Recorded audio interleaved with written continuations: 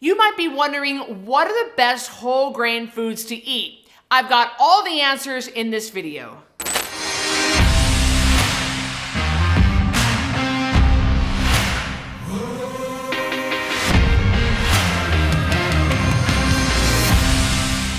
Coming up in this video, we're going to go over the history of whole grains and how they've evolved over the last few decades. And then we'll talk about what the best whole grain foods are for you to eat. And last, we'll discuss how whole grain foods fit in with the Code Red lifestyle. Now, this is a controversial subject, although it's getting less controversial as more studies and data and research and science come out about grains. But let's talk about whole grains. A lot of people, especially my older generation, they have a hard time believing what I'm getting ready to talk about. But the fact that you're just watching this video, hey, I appreciate it. This means that you are curious. And this means you might have Googled, clearly you Googled this phrase, what are the best whole grain foods to eat? So you're curious. I've got some answers. Here we go. Now, the grains that we have in today's society, they're not the same grains that when Jesus was walking the planet or even when your grandparents were up and coming. Grains were much different back then. They were more purified. They were not genetically modified like they are today. They were in their purest form. But nowadays, and over the last couple of decades, we have really bastardized our grains. Like I like to say bastardized because it's a pretty strong word that hopefully paints that very shocking picture in your mind. And the way we've done that is we have crossbred our grains, we have hybridized our grains, and we have bred our grains to produce the most grain per stalk because farmers want the most bang for their buck. We are growing these grains in deficient soil. So we have grains that are coming up that are gonna spike your blood sugar faster than a Snickers bar, that are nutritionally devoid. They don't have any usable nutrients in them. So really not a good combination. So why are we doing this? Our government subsidizes our wheat farmers. We pay them. Basically, we pay them to grow wheat. We pay them to grow grain. And we are producing enough grain for 10 billion people on this planet. Well, we only have 7.5 billion people on this planet. So what else are we using the grain for? Well, we're using it as a filler. We're using it in food, of course, because it's a pretty cheap filler, but we're also putting it in makeup and shampoo and supplements. We are getting exposed to grain at every single turn. You have to be quite an investigator to find out. If you're having some sort of reaction and you're like, I can't figure out what it's coming from, it could be coming from your supplement. It could be coming from your foundation on your face. It's amazing where we are getting exposed to it all over the place all the time. And the problem is, because we are overexposed to it, our bodies are now producing antibodies towards gluten and grains, and we're starting to react. We're starting to have autoimmune diseases. Even my 11-year-old niece is starting to show autoimmune reactions to grains. And this isn't good. Our pediatricians are like, whoa, I got a 5-year-old here with an autoimmune problem. We aren't trained to really handle that because we haven't really been exposed to that until just the last couple of decades.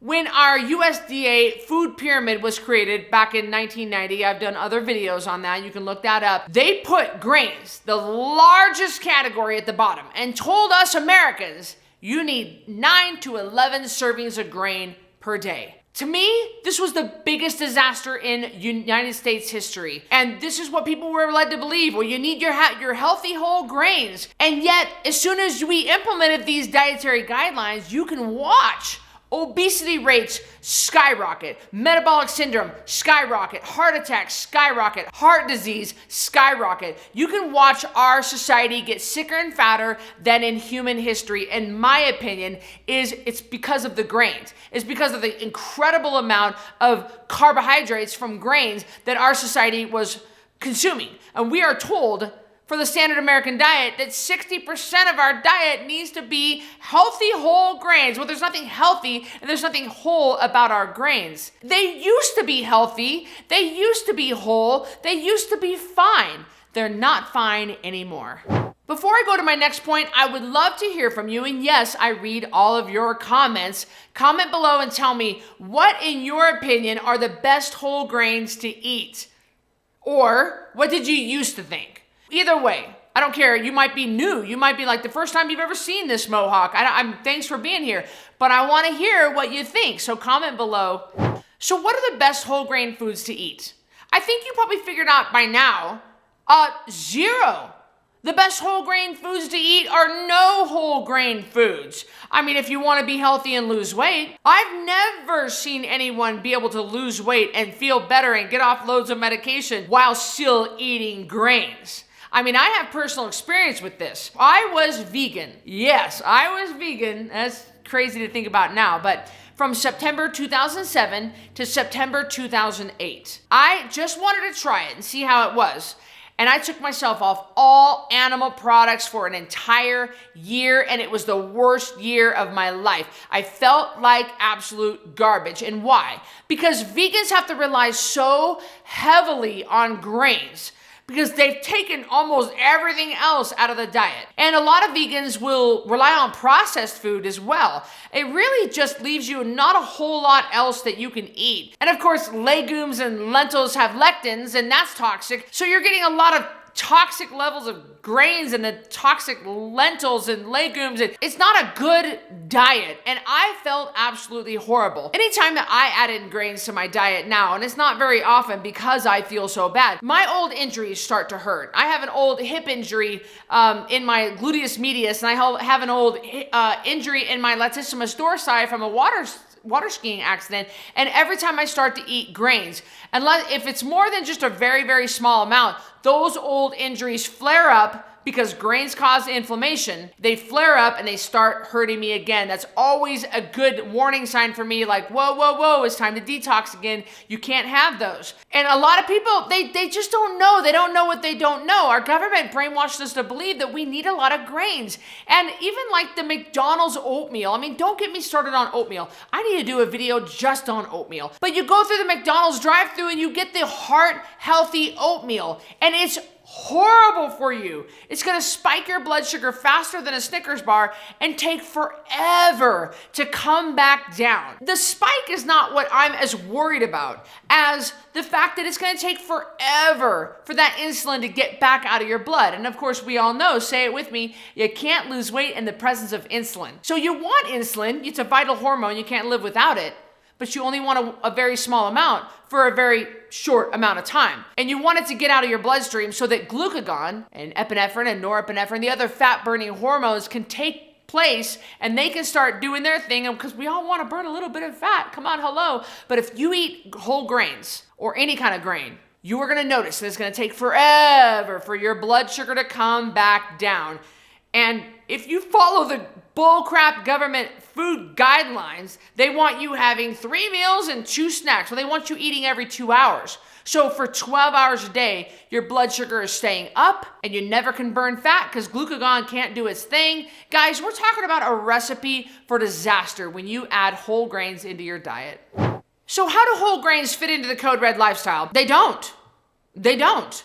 I take people completely off all grains. And it's remarkable. Even my older generation of people that think I'm crazy, like, I don't know, Cristy. I don't know if I should be doing this. I need that. No, you don't, Karen. You're going to be okay. Trust me, at least for 30 days. When I take people off grains in the Code Red lifestyle, immediately within the first week, they'll notice that the pain in their knees and their hands, the arthritis that they just thought was just arthritis from getting old. Well, my arthritis is acting up. It doesn't act up anymore. We'll notice that people reduce the amount of insulin they're taking, because a lot of people that come on the Code Red lifestyle are pre-diabetic or type 2. And without the grains spiking their blood sugar, there's not a demand on their pancreas. There's not a demand for them to take the glucophage or their metformin. And so their diabetes medication is reduced a lot of times. Even within the first week, it's remarkable. They start feeling better. The fog brain goes away. I mean, let me tell you, I've been to Europe 11 times, I think. And the Europeans, God bless them. I mean, I keep going back because I love them. They have usually a pretty carb-heavy breakfast. They usually have an orange juice and a croissant.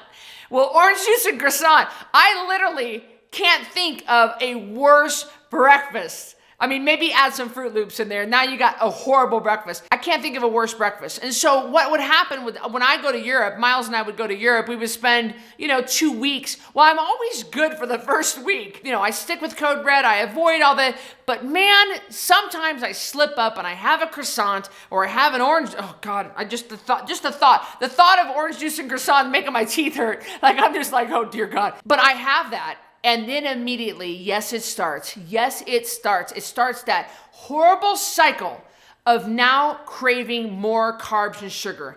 And it has hijacked my brain. See, guys, it's not your fault. It hijacks your brain and it makes you, and I'll be eating breakfast or whatever the heck they call it, croissant and orange juice. I'll just be eating that garbage food. And I'll already start thinking about lunch. Where we're gonna eat for lunch? Oh, what am I gonna have? And I start thinking about carbs. Let's stop for pizza. Let's have a big sub. Carbs. And it's a horrible feeling. I can't even enjoy the tour of the castles and the cathedrals. I am obsessed. No, I'm not even thinking.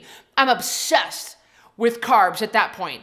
And getting back off that horrible addiction or that, what your brain does, it takes a lot of effort to get back off of it. So I really try to not let myself even start down that road because I'm a recovering sugar addict. And from the neck down, your body doesn't see a croissant as any different than a bowl full of sugar. It all turns into sugar. So you really want to avoid those situations. When I speak to you about these things, yeah, I've had firsthand knowledge. I have battled it myself in the past. I know how rotten I feel when I eat grains. So I save you from yourself by just taking you completely off of all that garbage because I want you to feel better. I want you to reduce medication. I want you to sleep better. I want you to have more energy.